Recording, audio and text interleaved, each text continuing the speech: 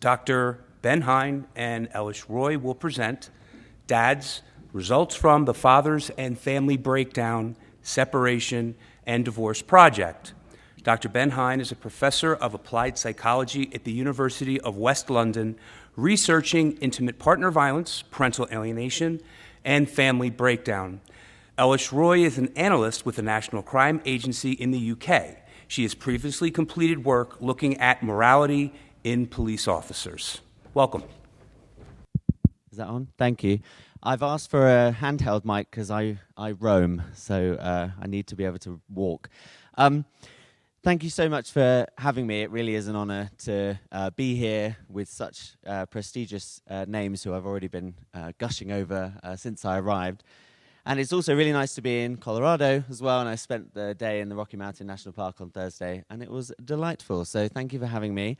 And I also really enjoyed Devon's talk, and I've just whipped out my own little turning points diagram, which I'll discuss with her later in the family panel. So a little bit about me, and you'll find out a lot more about me in the family panel this afternoon at 4 o'clock, if you should so wish. But yeah, I'm professor of applied psychology at the University of West London, and actually I came to the PA space quite late in my kind of research career. I originally started off in the kind of VOG, violence against women and girls space, looking at policing, and then realized that, you know, for as much as we weren't looking at women, we really weren't looking at men, so that's when I kind of became interested in male psychology, and I did some stuff on sexual violence and then gravitated towards domestic violence. And one of the projects that I did with a colleague of mine, Liz Bates, in the UK, really showed how for a lot of men, even if they've been in an abusive relationship or if they haven't, abuse tends to begin post-separation. And it's when, if there hasn't been an opportunity before then to enact abuse, there then becomes that opportunity following the separation and the family breakdown. So last year, the whole of last year, I spent the whole time and gifted a piece of my soul, I feel, to this piece of research that was funded by the Woodward Charitable Trust to try and explore what goes on for men post-breakdown. Because we've had a lot of siloed research. We have had some research on parental alienation for men. We've had some research on mental health following divorce. We've had some research on custody and contact issues, none of which was kind of explored and linked up holistically. And just a bit of background about the UK, which is obviously where I'm based. So family breakdown is defined as the ending of a relationship, including separation and divorce, between those who have children. And in 2020, and obviously this has been the subsequent statistics, and the reason I don't use them is because everything was influenced by COVID, where we had hardly anybody getting divorced and then everybody getting divorced, because they've been locked in their houses together. But back in 2020, there were just over 100,000 divorces in England and Wales. 42% of marriages end in divorce across the UK, and at least half of the couples that do divorce have at least one child under the age of 16, and 20% of those have children under 5. So my background is a developmental psychologist, obviously very formative, vulnerable, cognitive and psychological years. So why focus on fathers? Well, why not? First of all, I always feel like I'm kind of fighting and justifying why I should have to focus on fathers. But there are lots of reasons, the main one of which is the kind of headline statistic that men are 11 times more likely than women to commit suicide following divorce. So there is something there is a gendered element there to separation. But we have lots of different pockets of knowledge about what that is. So for example, when we look at what we knew beforehand about experiences, we see men describing this as a period of loss. So predominantly, they tend to lose, much more than mothers do, contact with their children and time with their children. And that is due to, especially in the UK, the fact that dads overwhelmingly, and we're talking 95% or above, become the non-resident parent. So they inherently, even if it's not a vicious withdrawal or denial of contact, as we will explore sometimes happens, inherently they get less time with their children. And for the dads, as you'll see in my study, and as a father now myself, that's kind of what a lot of the fathers view as their principal role and their most important role. So you're curtailing that. They feel this loss of control, the loss of the father identity, which is coupled with the contact loss, and also significant financial loss because of very arcane divorce law in the UK around financial payments, etc. And because men overwhelmingly become the non-resident parents, they then have to financially contribute to the resident parent, and it becomes an increasing financial burden. They describe this phenomena of grief, and we'll explore that more when we look at parental alienation later on. But also there is huge difficulties around parental responsibility or shared parenting practices and establishing those, especially when in the UK, for example, there isn't a presumption of 50-50 shared responsibility in separation. So everybody has to negotiate to some extent, and most of the time people will fall into an 80-20 pattern in the favor of the mother as a kind of default. And then if fathers want any more time than that, where do they have to go? Family court. So we have far too many couples ending up in the justice system, which, as you'll see later, is not doing anybody any favors. And finally, the last area, which is where a lot of my work is centered, is around post-separation abuse. And we're getting more and more information about that, around intimate partner violence, the use of children. And this is how I got to this area, because we did a study just with men, just saying, have you been a victim of IPV? And it was one of the first studies that was done in the UK. And almost all of them, as part of that very broad investigation, said, oh yeah, my kids are turned against me. They use the kids, they threaten with the kids, it's false allegations. And so then we did another study where we looked at that specifically, but at that point I didn't even know the term parental alienation. We just said, have your kids ever been weaponized against you or used against you? We had loads of fathers come forward and say, yes, it's happened. And that's when I went on my journey of discovery, which I'll talk about in the family panel, around being like, I'm the child. I'm the problem, it's me, to quote Taylor Swift. And, of course, we're starting to see now more and more around parental alienation. I have a pair of studies that are published this year looking at men's experiences. And with all of those experiences, you then get the impact in terms of the emotions that are, I'm not going to read these out, they're fairly obvious, they're not happy emotions because of all of those challenges. And then the related impact, well, mental health being one of the principal issues, particularly in terms of suicidality, ideation, and completion, with men at much, much, much greater risk than mothers following separation and divorce for this. But also things like increased alcohol consumption as part of coping sometimes, poorer physical health as the psychosomatic manifestation of the issues, and of course, detriment to the relationship with children. And we have some idea about how men cope, but as we know with men, generally they don't cope very well. And part of the problem is because we don't have support mechanisms in place for them, because of lots of other big meta things going on around gender stereotypes and the fact that men don't need help and they deal with things independently, etc. But a lot of the time, what you see is this kind of resigned stoicism, particularly when you're doing sampling in the UK, because we tend to be quite stoically resigned as a baseline, because, you know, we have to deal with weather and dark hours and things, so we have to be fairly hardy. And some go to therapy, but a lot of men say that therapy doesn't work for them, because we know that therapy models are generally quite feminized. Men don't really like sitting down and looking someone in the eye.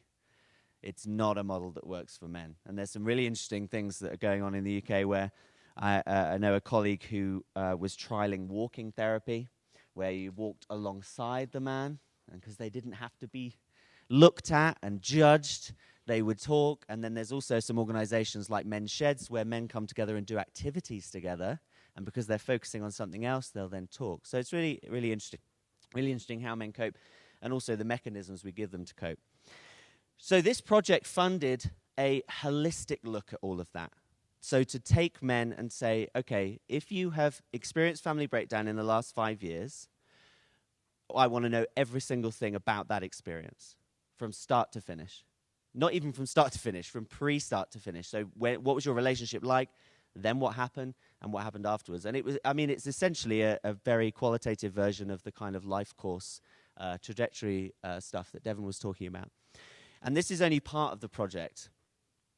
We also ran I don't know why I wrote to do all of this in 12 months, but we also ran a qualitative study with organizations where we ran a deliberative inquiry to figure out what the recommendations should be. And I also did a quantitative analysis of over 1,000 case files from a charity that supported fathers, where we got some really interesting headline statistics, like 40% of the fathers that approached the service were actively suicidal when they did so. So what we did in this part of the project was we did a qualitative survey, and then we invited 30 of the fathers who completed that survey to come and have an interview as well. And then we put all of the data together in one large data set, which is then 130 fathers. And questions covered events from the breakdown, well, and even pre-breakdown, all the way through to kind of negotiation, any court issues, etc. And we used reflexive thematic analysis. And before I go on to the results, I just want to talk about, and hopefully you'll see this from the quotes, just what a horrific experience it was to do. It was awful. I had a terrible time.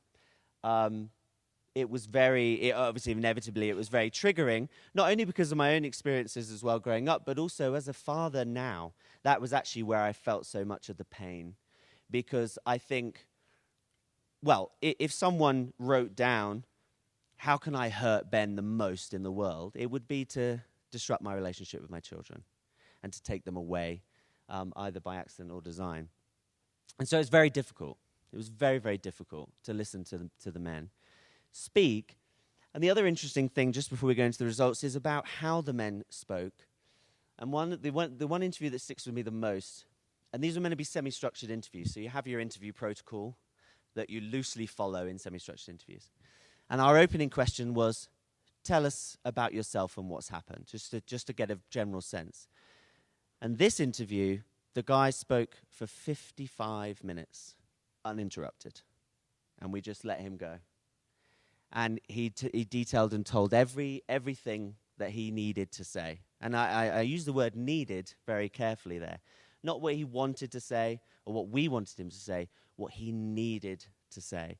And at the end of the interview, which went on for another kind of hour after that, when we were like, and because when you're doing semi-structured interviews, if someone speaks for that long, I mean, the spider diagram of me trying to figure out what I wanted to follow up on and go back to, and I was like, about 30 minutes ago you mentioned something, can we just go back?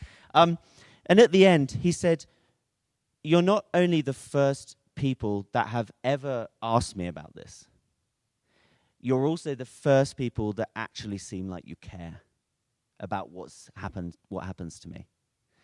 And we had two guys who did the interviews who were very clearly on the edge, for want of a better phrase, really struggling, did all our signposting, and they have got help. But it was tough. It was really, really tough.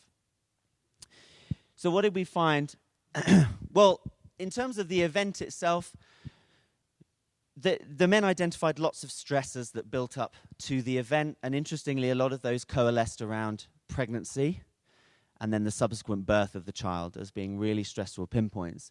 And I thought that was very interesting, particularly as a father who's had a child with my partner in the UK, because our support services are so terrible, not only for the mothers who do get some support, but it's pretty bad. For fathers, it's nothing. It's like you're not even there participating. And you had, things like postnatal depression being a stressor that came in, as you see from that quote there. And in terms of the FBSD event, the main thing is that there was no kind of unifying reason why relationships break up, because sometimes they break up and there's for all sorts of reasons, and that's what the men reflected. They did then say that the actual event was a complete roller coaster. It was disorientating. They didn't know what to do. You're always on edge. It doesn't seem to have a stop and a start. You're always on the roller coaster and can't get off. And of course, it was accompanied by those negative emotions. So we're seeing support here for a lot of the things that we already knew. And again, a portion of the men then spoke about abuse that had happened both within the relationship, as you can see here. So what happened is that when she got quite abusive, at some point things would flip and she'd be out of control. That was the feeling anyway, that she's out of control. Anything could happen. It was ultimately the worst part. It was the psychological abuse, because I ended up being really, really afraid. I was unable to sleep. And that was accompanied by reports of things like physical abuse, other emotional abuse, and of course, use of children and contact between them, used as a tool of abuse. And how it took a toll mentally, pressure to comply with the requests of the other parent, and exactly what they wanted, and then if not, that they would go and they would limit the contact. And in the UK, this is a very genuine threat and a very worrying threat about going and having an ex parte hearing at a family court, where the threshold for whether a non-molestation order is granted is, does the judge believe you? So there's nothing that stops a partner, either partner, but predominantly women, going to a judge saying, I'm being abused, and a non-molestation order gets put in place. And a first hearing takes around 4 months in the UK. So that's 4 months of no contact. And that's just the first hearing, where they might say, okay, we need to do a fact find now to understand what's going on. And at the moment in the UK, those take 18 months to complete. So you can very easily have someone at the drop of the hat limit your contact or cut your contact with a child for best part of 2 years. And, you know, it's no wonder that we have suicide ideation in those circumstances. And, of course, the financial strain. And a huge proportion, around half of the sample, spoke specifically about behaviours representative of parental alienation. And I've really drawn that out, obviously, for this space, because there was some really, really horrendous stuff that came out and was reported in the data set. You know, around this idea of doing, you know, she's going to do her damnedest to make my life a living hell and to diminish, minimize, and destroy whatever relationship and contact I have with my children. I can't do anything about that. I know this is a really interesting one, because this was maybe a bit more of a clued up participant. I know there's a lot of debate from some circles whether or not parental alienation is a thing, but I can tell you, hand on heart, it absolutely is a thing. It's absolutely something that happened. My daughter literally came away a couple of weeks ago. Mummy sometimes calls you a bad word that begins with an A. And I was like, so your mum thinks I'm an arsehole in front of you. That's good. Trying to sabotage the image that they have of me and the role that I can play. And some of them, you know, it oscillated between what you were sensing in terms of the kind of tragedy of the situation, and especially for parents that had a good, you know, really good thriving relationship. And of course, you know, as the 5-factor model outlines, parental alienation occurs when you do have a good relationship, but you could really feel the loss of that relationship where alienation was present, that they were grieving for that lost relationship. Been dragged over to one side, doesn't speak to family. His only safety is with mum, or that's how he's been made to feel, so that enmeshment type stuff. And clearly there was an element of, I'm going to undermine your love for dad. It's almost evil. I would remove almost there, but it's almost evil trying to destroy a child's relationship with their parent just to hurt the parent. Clearly evidence of things like bad-mouthing. And interestingly, this participant mentioned lockdown, and I have a paper under review at the moment around COVID and its facilitation of PA, because if you wanted to give alienating parent a golden ticket to alienate their child, look no further than the pandemic, because it gave a silver bullet excuse, oh, it's too risky to transfer between houses. Even though all of the legislation and guidance put in place said contact orders must be obeyed. But no courts to hear any cases. So not only can you deny a contact order that's been in place already, tragically we had so many participants come forward and say, I had 50-50 custody. I had 50-50 arrangement, and COVID hit, it's gone. That partner was waiting for something, and they're still resolving cases now. Her mother had told her that I killed our dog. And if little one told me about mum's new boyfriend, I'd come round and kill their dog. It was all complete and utter rubbish designed to make her scared.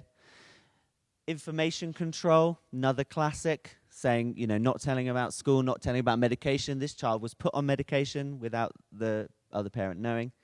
And this is just the final slide drawing out the alienation things. There were times where the daughter was awake at 2 a.m. because she was really worried about her mum, because her mum was always crying, her mum was always upset, and the daughter didn't know how to cope with that. I felt alienated from her because she loved being with me, but she was also worried about her mum. She couldn't relax. Her mum would constantly send over little keepsakes, and not in a way to help soothe the daughter, but in a way that would constantly remind her of where the loyalty should lie. And there was I don't want to give any spoilers for later on, but that's one of the memories around my experience growing up, because my mum was ill as well, saying, oh, shouldn't you really stay here, be with your mum? That kind of guilt, which is horrible for a child to try and process. Oh, it's horrible, as my therapist will tell you. And things like, if there's any sports or anything like that, I go there to support him, and you can see that he'll only give me a little quick wave or something unless she tells him to come over to me. Otherwise, you can see that he's not allowed to. And I don't want to push it, because then there'll be repercussions for him, for the child, if he does any more than a little wave. In terms of then negotiating co-parenting arrangements, this is where a lot of that then originated from, in terms of where the alienating behaviours were happening, and then subsequently the impact. So what I want to remind people of is all those siloed research areas that said men have poor mental health following divorce. Sometimes they're abused and sometimes there's PA. It's all linked. And this is the catalyst. Because it's through trying to negotiate co-parenting arrangements that often things spiral out of control and go downhill. Obviously, there are some cases where it's bad from the get-go, but a lot of the time it's centered in this. So some people did do it themselves, but a lot of people ended up having to go to court, even though they didn't want to. And you had fathers saying in their interviews, I begged her to go to mediation. I begged to stay out of court. But she refused. And there's no mandatory requirement to do that, although they're thinking about introducing it in the UK. But the rebuttal to that is you're going to force victims back with their abusive partners if you do that. And when they did go to court, it was utterly and uniformly terrible for everyone involved. It was not a successful process. And I know the saying is there are no really successful outcomes in family court, because you're inherently two people are fighting. But there was nothing even close to a good outcome. Very frustrating how inequitable this process is. Oh, and this is the bit I just want to focus on just for a second.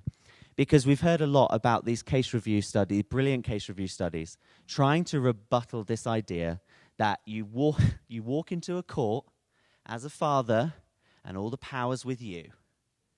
And you go in and you say, I've been alienated, and they go, have your kids, mate. It doesn't happen. It does not happen. And I don't know where this, and Demos was talking about memes, challenging memes. I don't know where this meme has come from. Apart from potentially one or two cases that have maybe fallen into the public eye, and it's a moral panic. It's a moral panic. It does not happen. And the fathers in this case, in this study, were laughing at the idea and the notion that they were even remotely powerful in family court systems. They said it is an inherently maternal system focused towards mothers. Okay, I'm just going to very quickly go through these last three. So impact, as you can see, loss, profound mental health issues. You could sense from the interviews themselves that some of these men were on the edge. They were close to that really, really, really dark space. And there was also this financial impact again. And what they did also say is they reported on behalf of their children. So obviously we have to take this in a limited way because it's secondary reporting and some of the men hadn't seen their children. But they did report around confusion for the children, which, as a survivor myself, that's one of the principal and guiding emotions you feel is just confusion. Anxiety and mental health issues, but also loss for the child as well. And they have this quote here: "He's told me straight when I've had to leave as well that he's crying, bawling, 'Don't leave me, please don't leave me,' that sort of thing. And it breaks my heart, obviously, to hear that." How did they cope? Sometimes well, sometimes not well, in terms of what they did. So there was lots of reports of drinking and substance use, and also things like working too much just as a distraction. If they were putting themselves into work and focusing on work, then they couldn't think about what was going on. And this quote: "If I didn't drink, then I didn't sleep. I was just so wired," and so it became a mechanism. Some were more, quote-unquote, healthy coping mechanisms like exercise, meditation. And interestingly, lots of the men did say that they had good support networks, and that was the most important thing, that they had good people they could talk to, close to them. But there was too few professional support services out there, especially ones that they could travel to or were near them at all. Lots of phone lines, but nothing in person. But when they were there, they were very good. And finally, the final thing we asked was about advice and reflections. And it was very weird because we had a very, very big mix of different advice. Some men were very down here and said, "We're screwed, basically, nothing you can do. That's it." And other men said, "Well, no, we can be more positive. We'll try and change the system." And it was this hang in there versus impossible. So some people were like, hang in there, keep going, you might see your kids. Some were like, it's over. And there was a quote that said, if you can't see your kids, then what's the point? And that was where they were at. What's the point? Current circumstances, again, this dichotomy. Some of them said, I do feel free because I'm out of the relationship, but also the burden of then having to carry on this kind of lack of contact. And then they focused on the change needed in the future. And I'll just finish with this discussion point. So the men in this survey and those interviewed described an array of challenges following breakdown, largely centered around these co-parenting arrangements. And the toll it took on the fathers and the children, especially in terms of mental health, was extensive. And it was particularly exaggerated when there was abuse, including PA. And a significant proportion of them experienced PABs with significant consequences. And in the report, you see there are these recommendations that come from that study and the other qualitative study around legal change, so this presumption of 50-50 contact, transforming the systems, but also importantly things like cultural change, so valuing fathers, valuing contact. Because whenever you talk about fathers, you're told that you're part of a pro-contact culture. I'm like, yeah, I am. Of course I am, because all the literature ever has shown that more contact is a good thing for kids, okay? And no one's ever advocating, you've got an abusive person here, shove them in with this abusive person. No, we're talking about not removing good enough parents, which happens far too frequently. And this is just the diagram of what we want to try and improve and what we want to try and limit. So at the moment, men are going down this path, and we want to get them up in the top path. Thank you very much for listening. Any questions?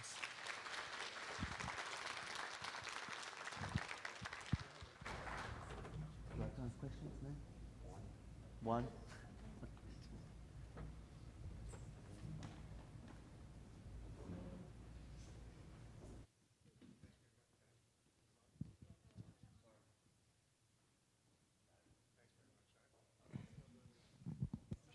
Hello? There we go. I don't. This isn't gratuitous. I want to thank you for all the work that you've done and all the work that Liz Bates, John Barry, and all the other people there do. And the reason it's not gratuitous is because I understand the need to research issues around boys and men. I understand that very clearly. So my question is there something essential about being male that makes you more susceptible when you lose contact with your kids to suicide? And if not, is it better to talk about what happens to people who lose contact with their kids and become more suicidal? I think essentially losing contact with your children invites profound mental health issues. The reason we focus on fathers is because it happens to them so much more often. There may be an inherently, like you've asked, essentially this kind of maybe inherently gendered response to it. The problem is we can't even explore that because it's such a unequal issue anyway. If it was, say it was 50-50, 50% of mothers become non-resident parent, 50% of fathers, we could have a look at that and see if there were differences in coping. But I think it might be an artifact of the fact that so many fathers are the non-resident parent that means that they are more susceptible. So it's tricky to answer at this point. But I would say, anyone who's cut off from their children is not going to thrive. So I don't know whether it's inherently a gendered issue. I think it's maybe an artifactual gendered issue.